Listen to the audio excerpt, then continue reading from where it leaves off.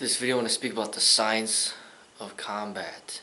I want to indicate that I practiced, the greatest science of combat as far as survival is concerned, and it incorporates no rules, like what Bruce Lee would say, and it incorporates weapons. Okay, so you notice before this cage fighting became popular, a lot of martial artists were hidden. And we know about Bruce Lee and his way. And then some martial artists get through into Hollywood and you know about them. But there's very few, far in between. Now, boxing is very popular in America, and there's a lot of successful boxers, and they work very hard, and some of them get paid millions of dollars. And because they work so hard, they make boxing have a very good reputation as far as being scientifically effective is concerned. You don't really see showboating in boxing, because if they showboat the wrong way, they're going to get knocked out. It's very precise, very effective, but you see how limited boxing is. It's just punching and that's it. And in addition, there's big gloves and hand wraps and mouth guards and an immense amount of rules. But because they work so hard, they make it very effective. And I could say the same thing for something like WrestleMania. Even though WrestleMania is a staged fight, these people, these entertainers in the wrestling ring, they're extremely fit, very muscular, very strong, and they could throw people around and drop people on their heads and do all sorts of harmful things to people. So these wrestlers, because they work so hard to get paid so much, to get in fame, they make it, because of their athleticism, they make it, effective. But the science of combat is beyond boxing. It's beyond WrestleMania. WrestleMania is for entertainment. Even boxing is for entertainment. But WrestleMania is more over the top because they're purposefully staging the fight. So you're going to see a lot of things that normally wouldn't really work in real life situations, because they're staging it for entertainment purposes. But for boxing, they're really hitting each other in that boxing ring. So this is not staged. This is real, effective techniques. But because it's governed by the rules of that sport, the science of it is not the ultimate. So the science of boxing is not the ultimate. The science of WrestleMania is not the ultimate. Now we look into cage fighting, there's less rules, but there still are a lot of rules, just in different terms. A lot of rules as far as the ground fighting is concerned. They also have gloves. They also have mouth guards. They also have very specific rules of things that you can and cannot do. So that as well is very much bounded. So the cage fighting is not the ultimate science either. Okay, now the cage fighters get paid money. WrestleMania wrestlers get paid money, a lot of money. Boxers get paid a lot of money. So you're going to see a lot of people competing in there that are very, very fit, very proficient, because of all the money that they're getting paid. And in addition, some of these athletes are probably on performance-enhancing drugs. So you're going to see an even increase in athleticism that's from science, from that drug. So you see the steroids being used, the performance enhancing drugs, and you see the money that's involved.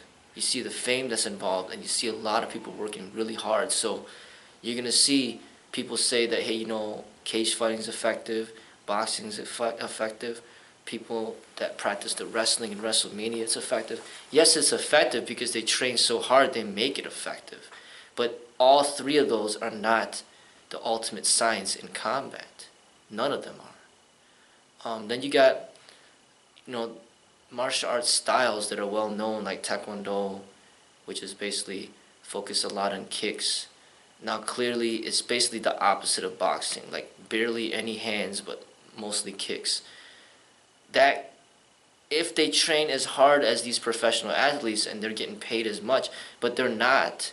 I mean, they're in the Olympics, so you're going to see people that are in the Olympics that are very talented, but that's just the Olympics. It's not like there's a Taekwondo association in America where you got professional Taekwondo fighters that are making millions of dollars like they are in boxing. It's not like that. So basically, there's not going to be as many people that work as hard in Taekwondo than you'll see in boxing because the money is not there.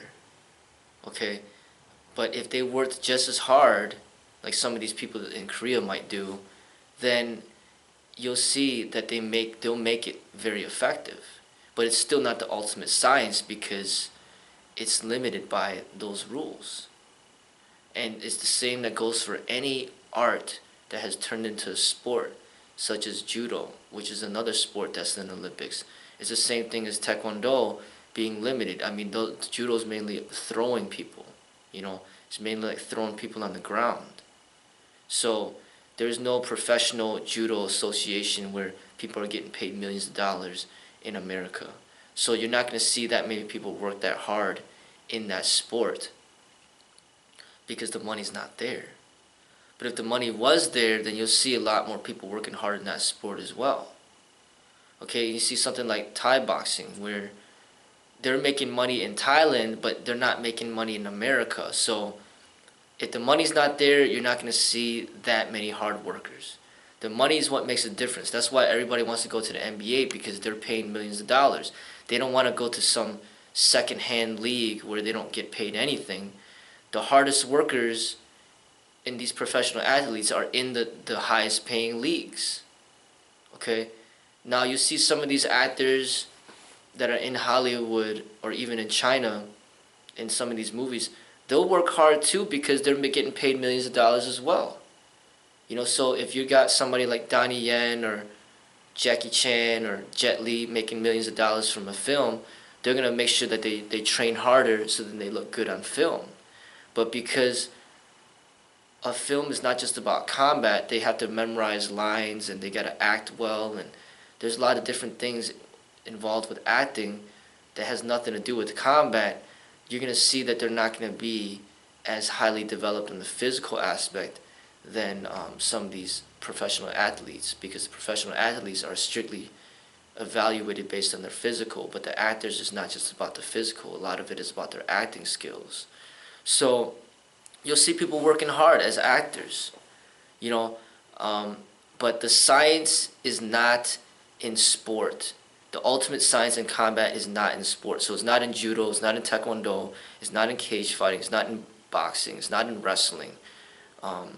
The ultimate science is something, it's almost like you have to come upon that realization through your own study.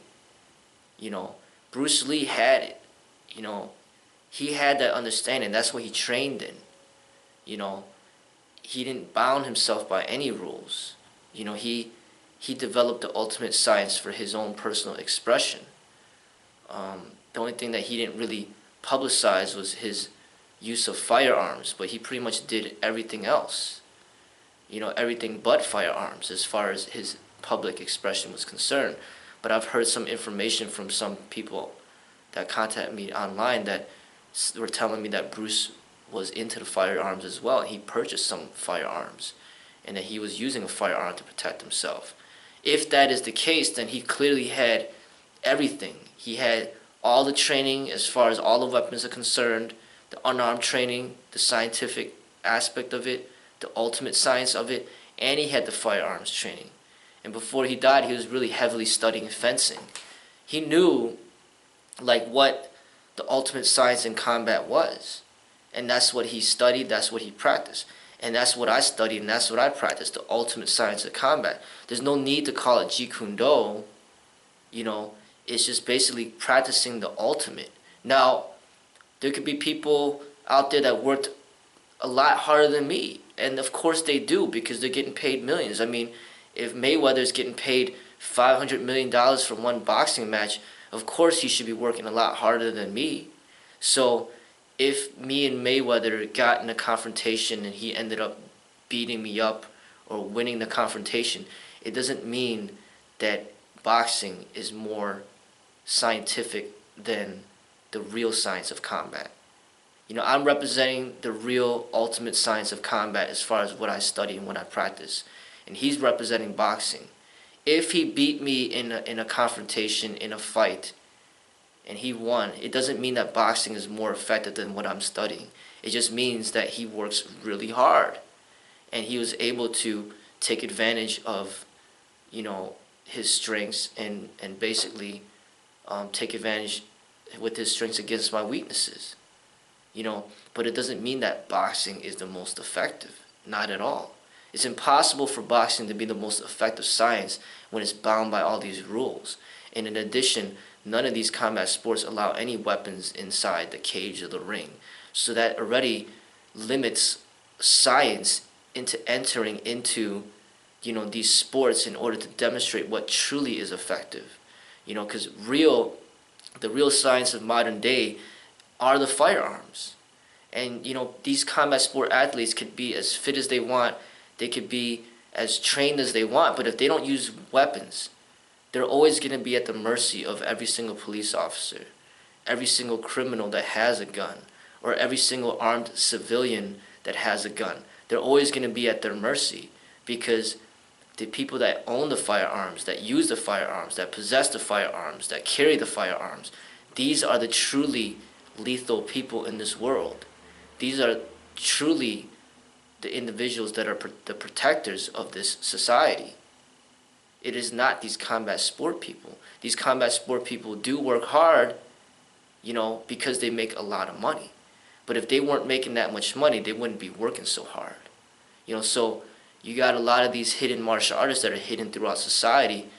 They're not getting paid millions of dollars. They might be a security guard, they might be a police officer, they might be a soldier, they might be in the army, they might be in the Marines, they might be a personal trainer, they might be an actor, they might just have a regular job, they might be a maintenance worker, they might be a plumber.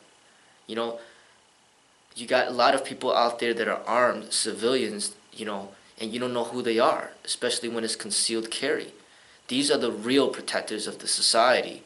The people that know the science. You know, they know that firearms is the reality.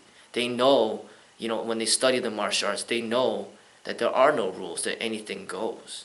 And what they study is very, very efficient and precise and very practical. But it is not mass advertised to the public in any way, shape, or form because there's no way to compete with an art that's designed to kill. The art is not designed to win. The art, the ultimate science of the martial art is designed to kill. So then when you kill, there is no chance for retaliation on the person that you just killed. Maybe his family might retaliate against you, but the person of whom challenged you to try to hurt you and kill you, once you kill him, there's no retaliation from that person anymore because his life is gone. So the ultimate science of combat, it leads towards death.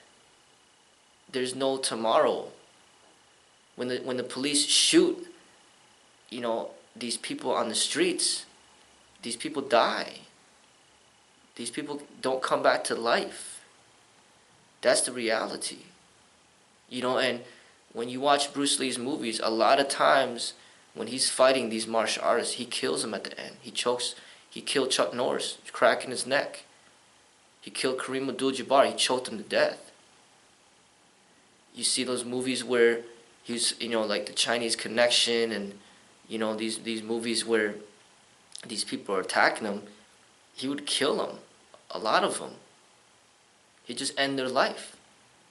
And that's the real science of the combat is like, it's not winning, losing, and then, okay, let's have a rematch. No, it's death. You know, in real life, you know, with this recent fight with like Ronda Rousey and Holly Holmes, in the real life, Ronda Rousey would be dead. she, when she gets knocked down like that, there's no second chance. It's death. She might have won 12 in a row, but on her 13th, fight, she died. That's the reality of the ultimate science of combat. So there's really no room for mistakes. So when you got somebody like Musashi, who's like one of the most well-known like Japanese swordsmen, the samurai, he would fight to death with real swords. And I forgot how many they said that he won, but it may be over 50 matches. So he had to win 50 times in a row without dying himself. So he would really kill every single opponent. And that's the ultimate science, where it's not a game of winning and losing and, okay, having judges assess who won, who lost. No. It's fighting to the death.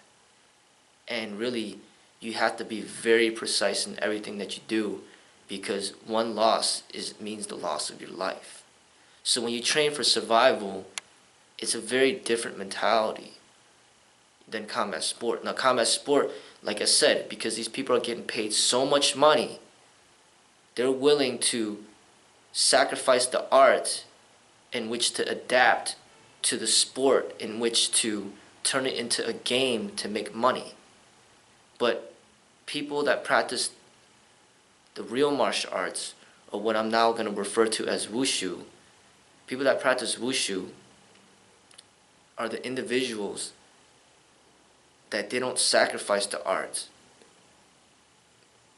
They don't water it down. They keep it pure. Like it's really deadly. Like if they're carrying a knife, it's a real knife. Like it's really sharp and it will kill you. If they're carrying a gun, it's a real gun. And if they shoot you, they will kill you. If they punch you, they're not wearing a glove. They train their fist to become almost as lethal as a brass knuckle, and they will kill you with that fist if they needed to.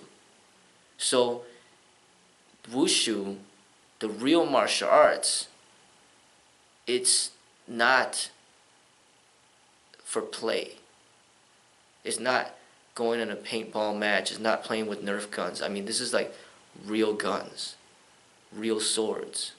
Like the real samurai, the real ninjas with the real weapons, where they're not throwing a plastic, throwing knife at you. They're not throwing a plastic star. These are real sharp objects, and it can kill you. And when they choke you, they'll kill you. So, like, that's what I wanted to express. Most people are not professional athletes. I'm not a professional athlete. So there's no sense in me limiting myself to a sport or to any other art that forces limitations upon you. No matter it be cage fighting, boxing, wrestling, taekwondo, or anything out there that puts limitations upon you. Why put limitations upon yourself if you're not getting paid to do that? Nobody's paying me to put limitations on myself, so I will practice the ultimate science of combat, which is basically killing somebody in the quickest time possible if necessary. If I could kill the person in 5 seconds, that's what I'm going to do. I'm not going to draw out the fight to be 3 minutes long or 5 minutes long or 12 rounds long. No. I'll figure out the methods of training to turn my body to be ultimately lethal, and then also being able to use the weapons proficiently. So essentially, it's survival based. Just like for police officers, when they go to work, they might not come back. This is reality. They're not pretending to be a cop. They're not pretending to be a cop for Hollywood. These are real cops, real death, real situations. So when you got an actor like Denzel Washington, who's a very charismatic person, he plays like a cop in Training Day. That's all great for entertainment, but he's not a real cop. Real cops are on the streets. These are real individuals. And these real cops, they make decent money, maybe $100,000 a year, but it's nothing compared to Denzel Washington and what he made, for making a movie like Training Day. Denzel Washington might have gotten $10 million to make that movie. None of these cops will ever make that type of money. But the cops are the real. Denzel Washington is not a real cop. It's the same thing that goes with the real martial artists. Like, they might not be making as much money as Mayweather. They don't have all the fame. They're not in the cage, getting famous. They're not in WrestleMania. They're like everyday people engaged in society. Somebody might be a psychologist. Somebody might be a doctor. Somebody might be a lawyer. Somebody might just be a maintenance worker. Somebody might be a mechanic. But they train in the real. Now they're probably not going to be as good as these professional athletes because they're not dedicating their entire lives just to train in combat. But the fact of the matter is, they're training in the real. They're training in the real survival methods, the ultimate science of combat, which is not in the commercial industry. Because it can't be, because this is real death that you're dealing with. So that's what I train in. I'm not claiming to be the best in the world, because for one, I'm not, and for two, to me, there's no such thing. But what I can say for a fact is that what I train in is the ultimate science for combat, where it's bound by no rules other than just the following of the law and what is allowed and what is not allowed to defend yourself. But the law pretty much has it point blank, saying, hey, if your life is in great danger, you're allowed to do whatever it takes to protect yourself from that harm, even if it means taking that other person's life.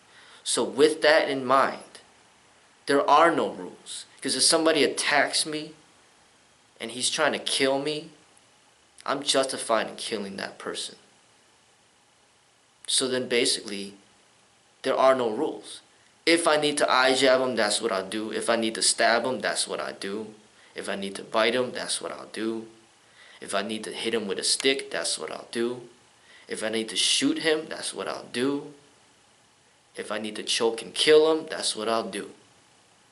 So there's no limitations on what you can and can't do when your life is on the line. And that's the difference between the real science of combat opposed to all the stuff that's being glorified all over the entertainment industry. Hypnotizing people into believing that this is real when it's not. So, that's what I wanted to say. And I'm not going to really say real martial artists anymore because people take offense to that. Well, they'll be like, well, I'm a martial artist, How could you say that I'm not real? Well, the fact of the matter is, when cage fighting, the MMA took over that label and they said, okay, this is MMA, this is mixed martial arts. It kind of confuses people because if it's mixed martial arts, then how come there's no weapons in there? How come there's all these rules? Like, how come certain martial arts that use weapons aren't allowed to be in the cage? How come people that practice Filipino stick fighting can't bring the sticks into the cage? How come somebody that loves to use nunchucks can't bring the nunchucks into a cage? How come somebody that's an expert at firearms training can't bring a gun into the cage? Why aren't there any weapons allowed in the cage? And then with unarmed combat, why are there all these rules, things that you can and can't do when somebody's attacking you? So it's not truly mixed. If anything, it makes more sense if they called it limited martial arts. LMA, not MMA. Mixed martial arts implies that, it's a mixture of all types of martial arts. But limited martial arts means well, only certain martial arts are allowed and others aren't. But they basically took the label. And when you say that you're a martial artist, people may associate you with that, but that's not accurate.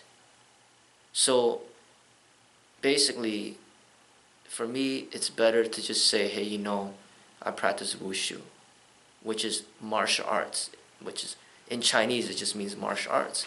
So when you say you practice martial arts or you practice wushu, it just means that you're just open to everything. You're practicing martial arts as a whole. Wushu. There's no need to say mixed. You practice martial arts, which is the arts, of combat. Wushu. Or for me, I could say kung fu, which to me is just bettering yourself as a human being in everything, not just wushu, but everything. Body, mind, and spirit, and everything. So I practice kung fu and I practice wushu, and those two words come from China. I'm promoting the Chinese culture. Some people like to promote the Japanese culture. That's why they say karate. But the thing about karate, the original meaning was like the Chinese fist. And then they changed the meaning to be like empty hand combat or something. But that label kind of sets limitations in itself. So people may want to promote Japan in their ways. Other people want to promote Korea and say that they practice Taekwondo, which means the way of the foot and fist. But for me, I'm going to say Kung Fu, my own Kung Fu. Bruce Lee had his Kung Fu. He called it Jun Fan Kung Fu. Bruce Lee's Kung Fu. Because Jun Fan means Bruce Lee in Chinese. For me, it's like my Kung Fu, like Freddie Lee's Kung Fu. This is my Kung Fu. And you're learning about my way of life. And then as far as martial arts is concerned, I could say that I practice wushu, which is the martial arts. I'm just saying it in Chinese. Because if I practice real martial arts, people take offense. Like, well, how could you say that what I practice is not real? Well, let me just not say martial arts then. I practice wushu. You practice martial arts. But I don't practice martial arts. Because to everybody out there, when they say martial arts, they're essentially saying combat sport. I practice combat sport. But then they call it martial arts. It's like a mislabeling. If it was properly labeled, then it'd be like, well, I practice martial arts. You, on the other hand, practice combat sports. You practice boxing. You practice wrestling. You practice mixed combat sport, which is a combination of boxing and wrestling. You practice kickboxing. You practice Thai boxing.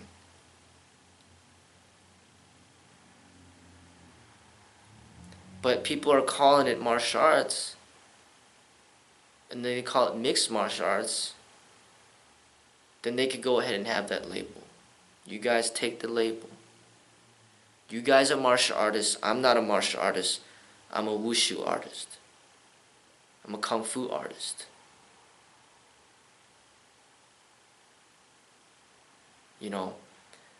So that's what I see. It's just more about just a miscommunication, improper labeling. There's no need for me to get upset. It's just that I feel that it's absolutely necessary that we're very specific on separating the differences. Because there's a difference in every little thing. You might not know the difference because you don't study the arts that thoroughly. So you assume everything's the same, but it's not. Just like in food, there's such a thing called Thai food, Vietnamese food, Chinese food, Japanese food, Filipino food, Mexican food. Like every single food that comes from that culture, there's a difference. And if you really know about food, you know the difference. And it's the same thing with the martial arts. And I want to indicate that this is not Thai boxing what I'm doing. This is not kickboxing. This is not boxing. This is not MMA. This is not jiu-jitsu. This is not karate. This is my kung fu. My personal kung fu. This is my expression of wushu.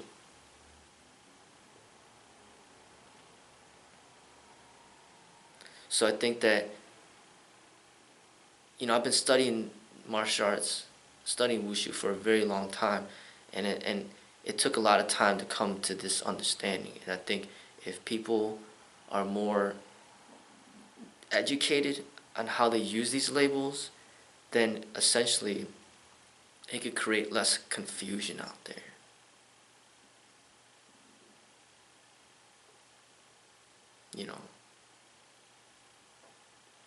But that's just my reflection on that topic.